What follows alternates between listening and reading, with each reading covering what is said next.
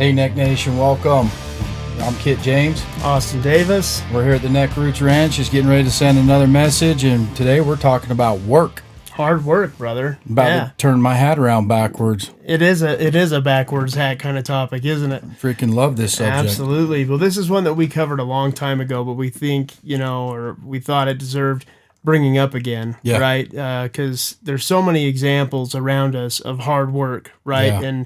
And things that we should pattern our lives after, because, I mean, who doesn't want to be known as a hard worker, right, Kit? Bro, I'll tell you what, if it's anything in this life, if it's important, it requires one common denominator, and that is work. Yeah, absolutely. So raise them up right, you teach them how to work, man. You do. And you can't teach somebody how to work from the armchair. You know what I mean? You can't quarterback that. You got to get in there. You got to have grit. You got to get dirty. And you know what? God likes dirty. Yeah, it's an example kind of thing, right? Yeah. For sure. Well, just thinking about that, there were a few people that came to mind as we were talking you got about a story. hard work. Yeah. In fact, before we get to my story, we got somebody else that we know is a hard worker, don't we? Yeah, we do. So a friend of mine, associate, Mitch Rossell. Rossell, yeah. I met him at the Garth Brooks concert when he came into town. He opened for him. Yeah, I remember that. This guy, I mean, he's good. He's been playing and playing gigs wherever he can. And to get from someone's front room into a gig onto a big stage like he was opening for Garth Brooks, bro, that takes grit. Oh, sure. And grit is something that you do whatever it takes. You grind it out, man. You pin it, you stay in fifth gear, and nothing stops you, right? Exactly. So for him to be able to start getting his own shows, this year he was on AGT, did pretty good on AGT. I mean, he's good. Yeah. Right? Oh, yeah, he's good. I loved his songs when he opened for Garth. Yeah, I thought it was great. I think one of the best things about Mitch is he's humble. Oh, sure. Do you take a farm boy that's a grinder, a hard worker, willing to get dirty, willing to get in there and get after it? And, I mean, that's a true definition of grit and hard work. So he doesn't give up. His back down button's broken, and I love that, man. He's Neck. He has not forgot his roots, and he's going to grind it out until he gets to where he's going. Yeah. So he's actually coming here. He's coming to Utah. He'll be in Park City December 2nd at the Eccles Center. Okay. Starts at 7:30. Doors open at 7. There you go. And you know what? We need to get out and support him because he's a grinder, dude. He's a grinder, man. He's Neck, man. We got to support our Neck family, our Neck Nation brotherhood, right? Absolutely. So let's get out there and support Mitch and his efforts. He's a good guy. He's humble, and he's a hard worker. He's a hard worker. So speaking of other hard workers here, that story we were going to tell, I don't know if you had a chance to watch this. There was a movie going around. I think it was called like A Million Miles or something like that. And basically what the story, A Million Miles Away, I think it was.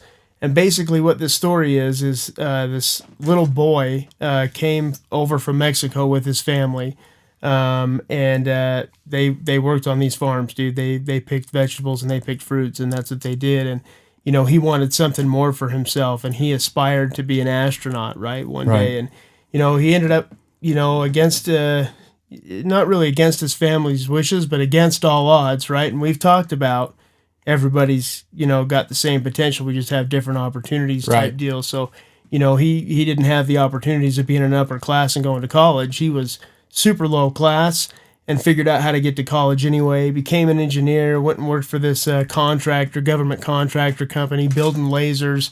And, against all odds, he's achieved this. But his ultimate goal was to be an astronaut. And, he applied 12 different times to NASA over 12 different years to become this astronaut. And each time, he would get these notifications back like, hey, sorry, you didn't make it, these rejection letters, right? And he said, you know what? He was talking with his wife, and she says, what do these other people have that are getting accepted that you don't have? And he's like, well, they're pilots. They're certified divers. They speak Russian. They've got all these other things. They're in great physical condition. So you know what this grinder did? This guy started running, started working out to get in better physical condition, went and got certified as a diver, went and paid the money to take pilot lessons and had 800 flying hours under his belt, right? took an opportunity at work to go live over in Russia for 6 months and learn Russian and how that stuff works over there. Wow. Right. And all this time, this whole time, he's got like 4 or 5 kids, and they're all making these sacrifices for him to do this. Well, eventually he ends up getting an approval from NASA, goes over to be an astronaut, and the guy ends up in space. And it's just, what an example of hard work. Like, if things aren't working out for you the way they are now, work harder. Yep. Right? Go do those things that you need to. Identify what changes you need to make in your life to make these things happen. And it's hard work, like you said. I love those stories. I love any Cinderella man story. Oh, sure. I love the underdog because you know what? There's a lot of people that are more talented than this guy, right? Sure. But, I mean, hard work will beat talent every time talent doesn't work hard. Yeah. You know what I mean? If you want a feather in your cap, you'd be the hardest worker in the room. Yeah. Right? Yep, absolutely. And that's how that guy did it. And that's how Mitch Rossell, that's how he's climbing the ladder. That's how anyone gets where they're going is hard work. Yep, absolutely. Right? Yeah, nobody, I mean, for some people, we may think things are handed to them. And the reality is when things are handed to you, you don't have gratitude for it. Just plain and simple. There's no gratitude in your heart or in your mind for what you've just been handed, right? And it usually doesn't end up working out, right? If it's handed to you. If you have to work for it and learn and you know, grind and grit and whatever it is, by the time you get it, like, you're prepared, right? And you're not going to let it go because of what it required to get it. And, you know, along those lines, you're absolutely right, because people always say, you're lucky, right? Have you ever heard that? This guy's lucky or that guy's lucky. People used to always say to me, man, you're like a cat. You always land on your feet. You're lucky. And I said, you're right. I am. The harder you work, the luckier you are. The luckier you are. It's just how it is. That's the formula. Yeah. Hard work equals your luck. Yeah. Yeah. I love it, Kit. Yep. So I think what we were going to do here is, you know, we were going to reflect back on that original episode that we had, right? Let's watch it. It's good stuff. Yeah. Let's go back and replay that and bring those messages back to light. So. Yep. Cool. Let's do it. Well, I'm excited that we're talking about this today. It actually made me think back to a time back, not my very first job, but one of my first jobs. I worked at a golf course, and I was a cart attendant and a marshal and all kinds of stuff while I worked there. But we worked for this guy. He was an Italian, and we called him the Italian Stallion, man. And this guy, he was strict, and when he wanted stuff done, you got it done. Right. At least from my point of view. And I worked with, I don't know, maybe 3 or 4 other kids my age. And then some of the older gentlemen would work like the day shift. So we would work after school and whatnot. And one day I was there on a weekend, and he's all like, I want you to go out to the 18th hole, which was kind of close to the clubhouse. And he goes, and I want you to fill all the divots. And I'm just sitting here thinking in my head, man, there's got to be over 1,000 divots out there. And this is 400 yards long and 75 yards wide, right? This fairway. Right. And he wants me to take this sand and grass seed mixture out of this 5-gallon bucket and walk up and down this fairway and fill these divots in between these golfers.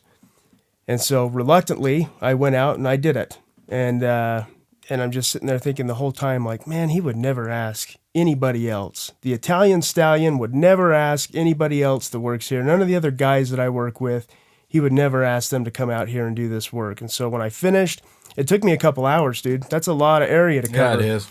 And I walked back in there and I said, hey, Italian Stallion, I said, why would you ask me to do this? Because you wouldn't ask anybody else to do this. Why do you give me this kind of grunt work to do when I work so hard for you? And he goes, well, he says, first of all, you're the only one that would do it. He says, I could ask the other guys to go do it, and they would just sit out there in the golf course or in the golf cart for a couple hours, twiddling their thumbs, and then come back and say that they were done, and they would never have done it. And he said, secondly, and most importantly, you're the only one coming back next year. None of the other guys are getting invited back to work here next year. And it was kind of a cool thing to work at a golf course as a young kid, right? I mean, driving golf carts, driving tractors and all kinds of stuff. It was cool. So it was kind of a privilege, and it was a competitive, there was a competition to get those jobs. So I learned, that was one lesson that I learned about hard work early on. So I'm excited that we're talking about this today and bringing this to Neck Nation. Oh, that's a great story. I've got several like that, and I think I was the same age when I went to work for a tire store, and they looked at me, and bro, my nickname was Half Pint. I mean, I was small, right? And so reluctantly they gave me the job, and the manager told the other the vice president, or the other co-manager, whatever. Yeah. He said, he ain't gonna last, right? These tires are big, they're heavy, you got to brake them, you got to do all these things. He ain't gonna last. Let's just give him a shot, whatever. And so I said, what's the first job? And he said, I need you to go get all the dead tires out of the bin, all the ones that were old and come off, and he goes, pull them all out. There's crap that's inside of them. It's made a mess out back in our dead tire bin, and pressure wash that whole area and then put them back. I mean, that's getting on the bus to get off the bus. So I pulled the tires out to put them back, right? And clean that area. And I was filthy. I mean, I was dirty, and it was hot, and the sun was beating against that concrete, Oh, yeah. And so it was hot back there, but I got it done, and I went and told the manager, I said, okay, Jimbo, what else? And he said, looks pretty good. I said, yeah. He goes, that garbage can stinks. I said, yeah, it does. Stinks bad.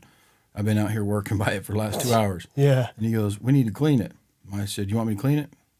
And he looks at me, he goes, yeah, clean it. It's one of the big ones, one of the big dumpsters. Yeah, oh, man. And we throw all kinds of crap in there. Oh, dude. Right? So, dude, I was hammered down. You go. I jumped in there like I was looking for something to eat. You know what I mean?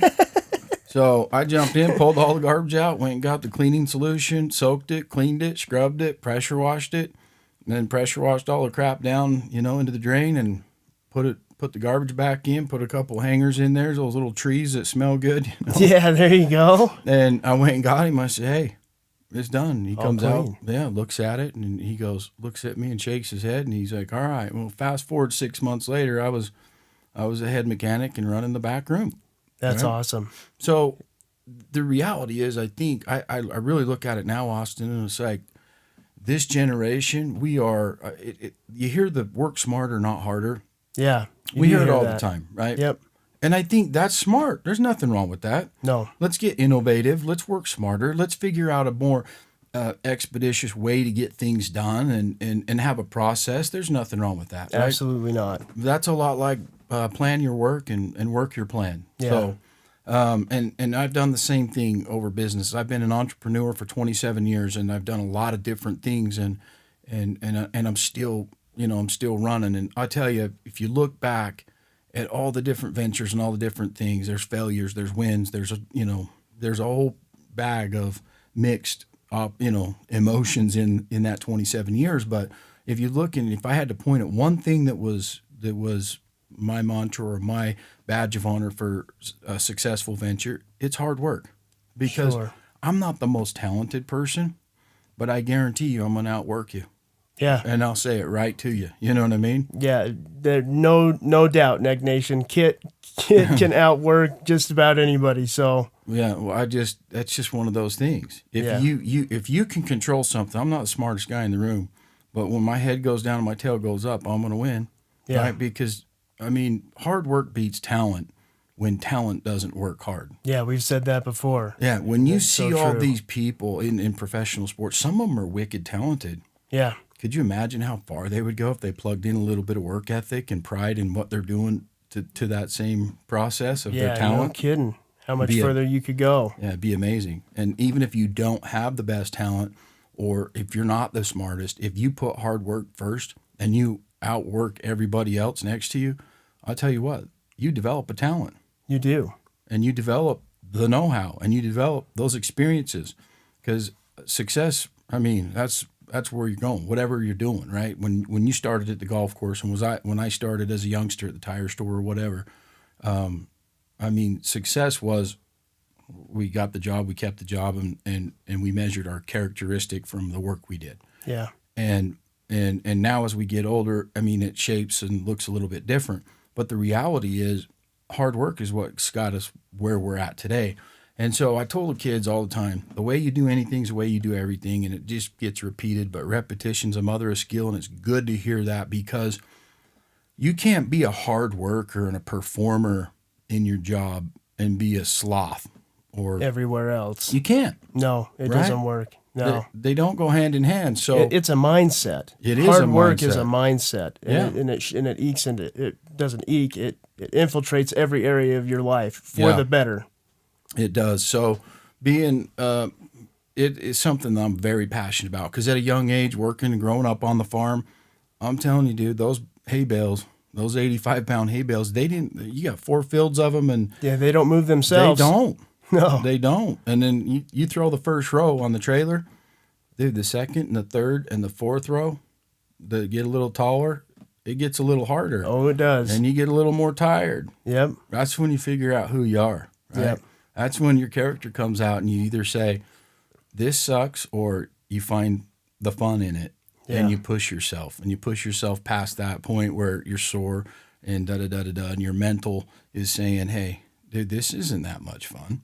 But I look at some of the kids, and just in the neighborhood here at NECKROOTS Ranch, and I look around, and you can see a real paradigm shift from when I was growing up working on the farm to today. It's like when there's an activity or a service project or something that's going on, kids will look at it and say, in their mind, without saying anything, that's not that much fun. Yeah. That's hard work. Yeah. And so they won't go do the wind blew all the trees down or whatever, and maybe that's not something that they want to do, or they'll judge it based on how much work it is. And the reality is real satisfaction and real fulfillment comes from hard work. Yep. I love that you said that, because I was thinking about that. If you take a day and you spend your whole day doing something productive, at the end of that day, you may be dead tired, but man, are you proud of yourself. Yeah. You've got a sense of pride about what you had accomplished that day. Yep. And that's all thanks to hard work. Now, take the opposite of that. If you spend all day sitting on the couch doing nothing and being unproductive and being lazy and watching TV, at the end of the day, you're like, man, I wasted my whole day, and you don't feel good about yourself. So hard work is definitely a mental and mind and confidence and pride booster. Yeah, you're right. And you know what built the promised land in the very beginning? I mean, hard work, right? Man. You can't you can't just wish for it. Yeah. You got to work for it. Yeah. Right? Our founders didn't roll in here and go, I wish for this, I wish for that, and blow out their candles or whatever. It didn't happen like that. No. Bro, they worked for it. They are grinders, right? They're growlers. Yep. What do we got to do? And they get it done. There was a story, we were at a museum one time doing just studying the history with the kids, and there was a story about early pioneers, and they were in this very challenging spot, right? Very, very challenging spot. And that's why I just love our roots, man. I love remembering our roots, because here they are in something that's virtually impossible. They're tired. They have nothing. They're moving, right? And they're on the wagon train and heading to a new place, and they're all in there praying. And one of the leaders of the wagon train comes up and says, "What are you doing?" And he said, "We're praying for help." "Is that good?" "Yeah, it's good." Yeah. And he's like, "Okay, well, you can't pray your way out of this situation, so get out and push." Yeah. Right? And it's such a strong message. Yeah, if you're going to pray for something in that situation, you got to put in the work. You put in the work. Yep, you put in the work. And the only place I think success comes before work, the only place, is in the dictionary. Yeah. I mean, it takes hard work. I mean, success is the reward of hard work. Hard work's the price. Yeah. Right? And so teaching the kids how to work hard, it's tough, man. It is.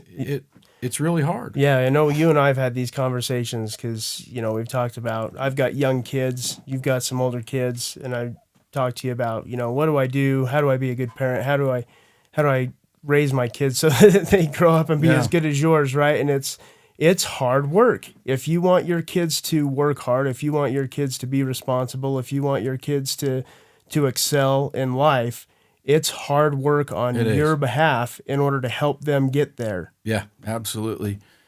So I think hard work, I'm going to talk about my kids in a minute, but because I am proud of them. They're hard workers. And every time I tell them, man, anytime you go anywhere, find out where you go to do a job, find out who the hardest working dude there is. Find him. Yeah. Watch him study him, and then do 10 times more than him. Yeah. That's it. There's no secret formula, right? If he's the bar, raise that bar. No kidding. Right? But do it consistently. Consistently, going and working hard one time, you didn't learn nothing. No. Right?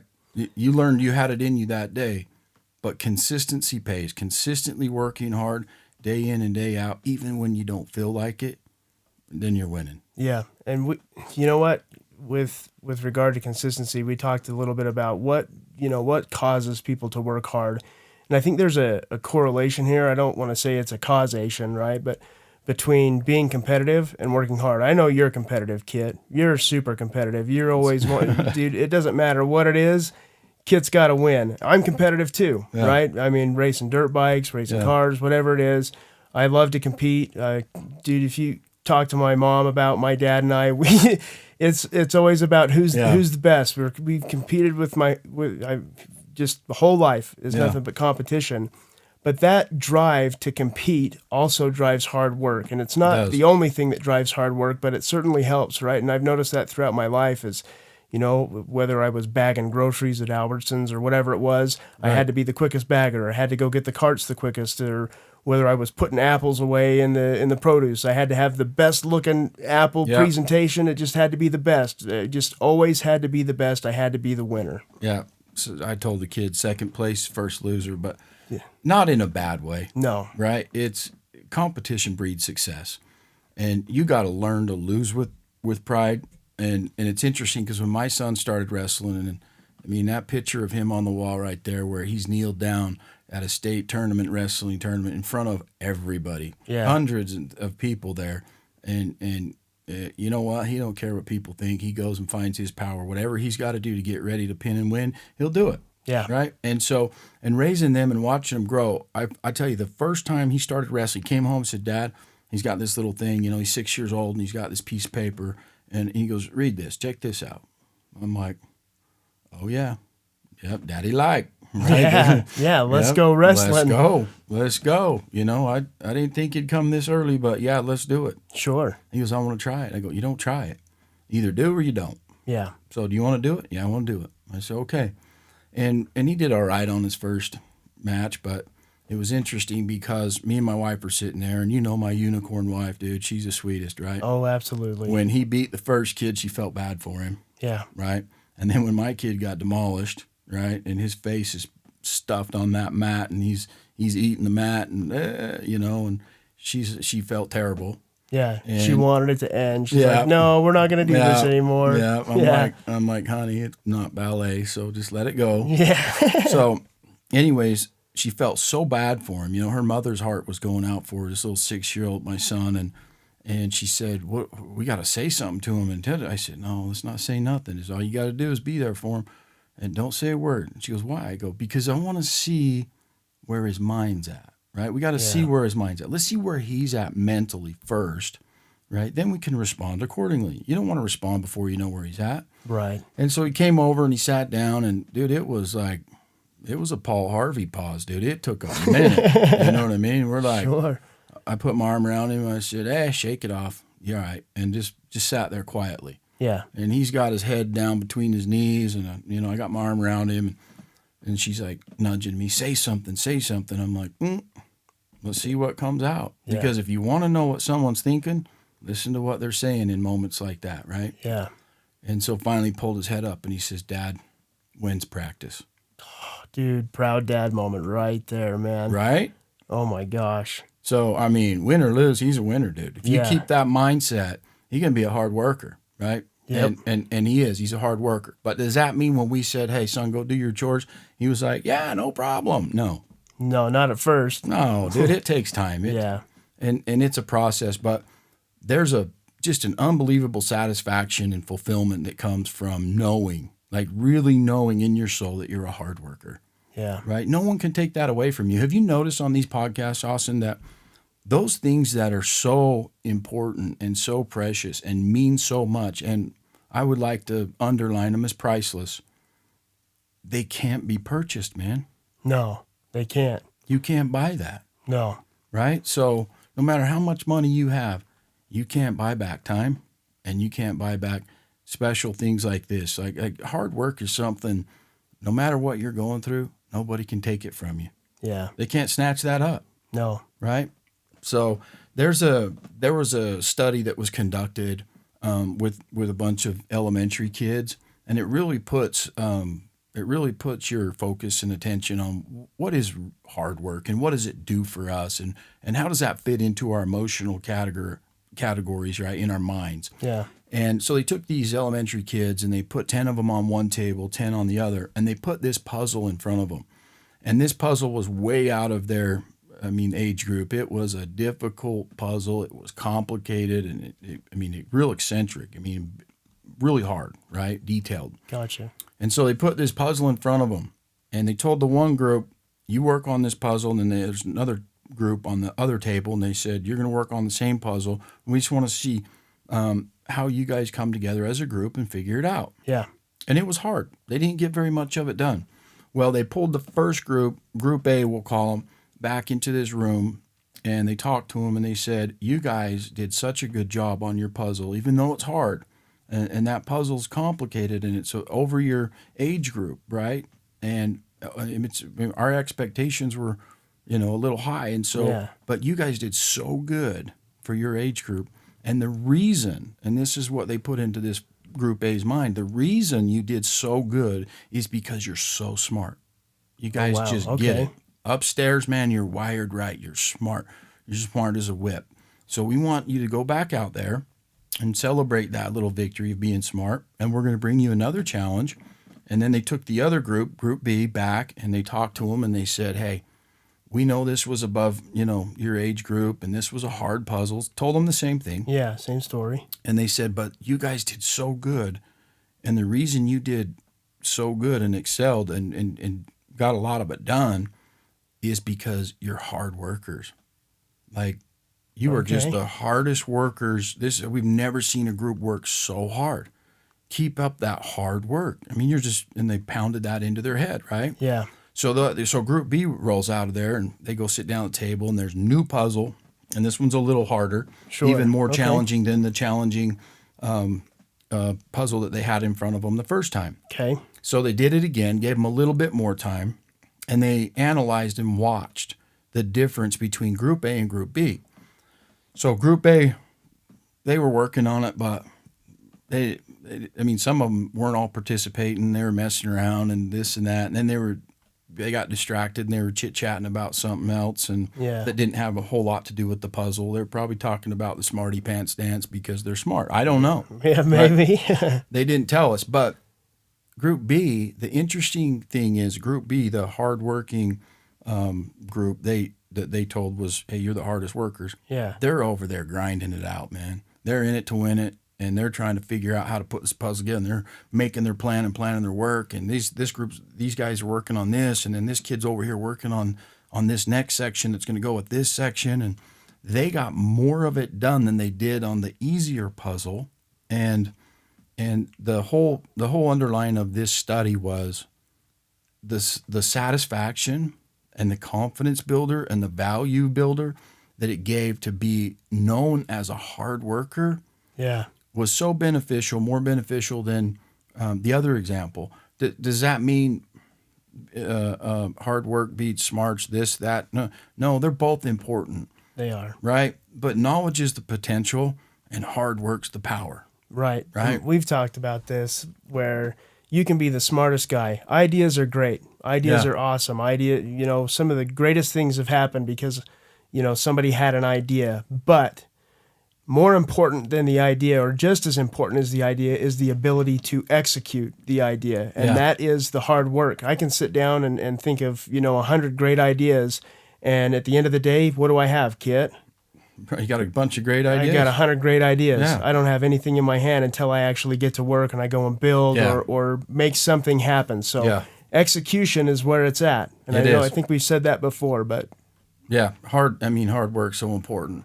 And the day and age that we live in now, everything is streamlined, everything is faster. We're finding better ways to do things, and I think that's great. Innovation is awesome, right? Working smarter is awesome. I did it.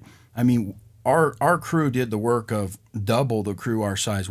There was a time when we were out working for a batch plant, and they had 20 guys doing the same, 200-300 yards that we were doing, was 280 yards. We started an hour behind them, and we were side by side because they wanted to make sure this plant was open. We had to pave all this concrete and get all this work, and it was a lot of work, right? Yeah. We roll in there with 5 guys, and my son, dude, I'm telling you, 17 years old, bro. What kid shows up 2 hours away? The job was 2 hours away from the ranch. Oh. Bro, he shows up at 4 in the morning. That means he was up at 2:30. Yeah. He was doing the comb his hair at 2:30. He threw a hat on, but anyway. But I mean, he had to get there. Yeah. He had to be dependable. But what's interesting is, and that morning was awesome because I'm like, I wonder if he'll be a little bit late. No, bro. They learned. But here we are side by side. And it was a great comparison because we did work smarter. Did we work hard? Yeah, we worked hard. But we did add the machines that we had, the laser screeds that did all that heavy lifting and stuff. We motored through it. So I think it's important, but hard work never gets replaced, And so, I started a business talking about the kids. I was sitting down and it was really heavy weighing on my mind. How do I teach these kids how to work? Getting them to mow the lawn and do the chores around the ranch and this and that. And those things, they'll do them. That's great. But there's a difference between chores and work. I think so. Yeah. Dependability wise. Are they the same to us parents? Absolutely, they're the same. But to really embed that ethical hard work, that to their characteristic into their minds, and to be proud of it, and to make sure they understand the fulfillment that they feel and where it comes from, right, is tough.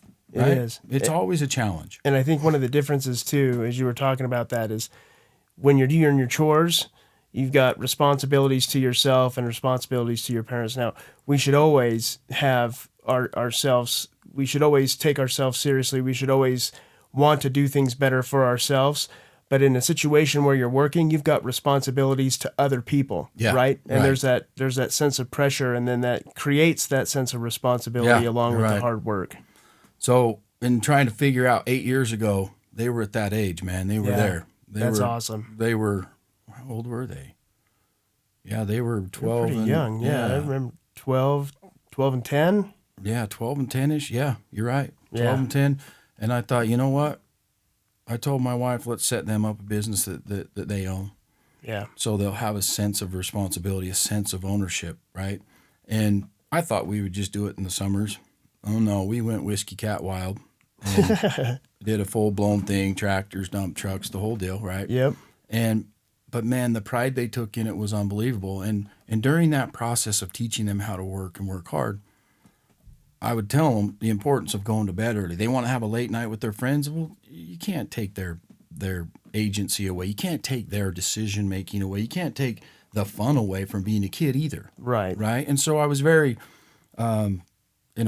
cautious about not making it just about work so they resented it either. So I'd make sure they had their time to mess around. But when there was something important or a big job to do the next day and they wanted to have a late night, instead of me saying, that's a bad idea, I said, dude, it's on you, man. It's your business. Yeah, right. You know what we got to do tomorrow. Yeah. And there was only one time that I was pulling out of here, the old flatbed, the old night train was pulling out of here at 5 a.m., and they heard that turbo wind up, wow, and they're like, and I knew they weren't up. Bro, they come motoring out of there, their belt in their hand, their boots in their hand, they're chasing the night train up the driveway, and I seen them, but I just kept going. Yeah. Right? And so they're texting, calling. I'm like, bro, sorry, man. We got to go warm up the rig, warm up the tractors, hook on the trailers. I'll see you on the job. Well, how am I going to get there, Dad? I said, go wake up Mommy. Oh. And so that one time when they got to the job, right, the guys were heckling them a little bit, and I'm sure. My son walks up. He's like, sorry, Dad. I said, sorry, don't fix it. You know what fixes it, son? You be on time. Yeah. And if I'm counting on you, right, just like you count on me, I said, I'm counting on you. He's like, well, okay. And I said, but I'm glad you're here. And I didn't want to, hammer on him too hard. Yeah. Right? Yeah. Having mom drive you to the job in an environment like that, dude, that's enough. You don't have to say anymore, right? Right. And so the guys gave him a hard time. He's like, yeah, mommy, get you breakfast? He's like, no.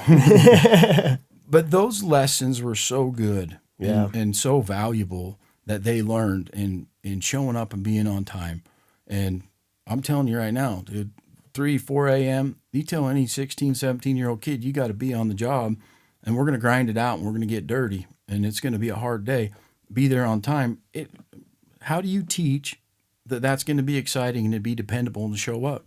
You have to teach the fulfillment and that success and what it feels like to embody being a hard worker and using that as a badge of honor, because it is. Anybody, any powerful person in this earth around us, I don't care who they are, they have integrated hard work into their routine. Oh, yeah. Right? It's part of the success pattern. It is. It really is. Yeah. And so, I mean, I'm proud of the kids, and you know this, Austin, I didn't know. I told my wife, I'm like, man, I don't know if I'm getting through to them. I really don't. But I'm going to keep doing it. I'm going to keep giving them the life lessons, and I'm going to keep grinding. And it hit me, I can't armchair quarterback hard work into my kids. The only way I could go do it was by example. Showing them. Yeah. So I'd grind it out. Yeah. And that way they could see it. It's monkey see, monkey do, dude. I was their hero, and so they'd see it, and they're like, me too. Yeah. Right? And you have to. You can't just say, hey, dad's busy. Dude, one thing that's priceless, again, is time. The kids know when you give up your time and you get on their level and you're teaching them something, they might not act like it or say it, but they know you're lovingly giving your time and your influence to them. It means the most to them. It does. It means the most. More than anything else. And I don't want to read it because I'm going to cry like a baby. Yeah. But my kids, when they left the ranch, and they're out on their own, dude, I'm telling you right now, and I was hoping that this would get through to them, and I was hoping that the day would come. And I got letters that say, Dad, thank you so much for teaching me the value of hard work. Yeah. Because I look around where I'm at right now, and dude, the world's a bunch of cows, man. We're raising cows. Yeah. They ain't buffalo. They ain't working hard. Yeah. And he said, Dad, I'm the hardest worker out here. I'll never dishonor your name, and I'm working hard, and I appreciate it. Yeah. And so, that's awesome. Yeah, that they get it. Even when you think they don't, they do. But you got to be that example, right? You got to be willing to freaking growl it out yourself. And so, hard work, man, I'll tell you what, I don't care what your IQ is. What's your attitude, and are you willing, right? Are you willing to work hard? You're going to get it done. So that's awesome. So Neck Nation, let's work hard, right? Let's put our heads down. Let's work hard. Let's take pride in our outputs, right? Let's, Kit, you told me something. I got to share this with Neck Nation. We should be fighting and working as hard as the third monkey that was trying to get on the ark, right? Hey. Let's work that hard. Yep. If you're gonna fight, dude, fight like the third monkey trying to get on Noah's ark. Fight like the third monkey. So awesome. Well, if you like the message that you've heard today, be sure to like this video and subscribe. Share the video. The more people that see this, hopefully the more that we can bring hope and inspiration into their lives. But for now, bless up, Neck Nation. Bless up, Neck Nation. Let's go.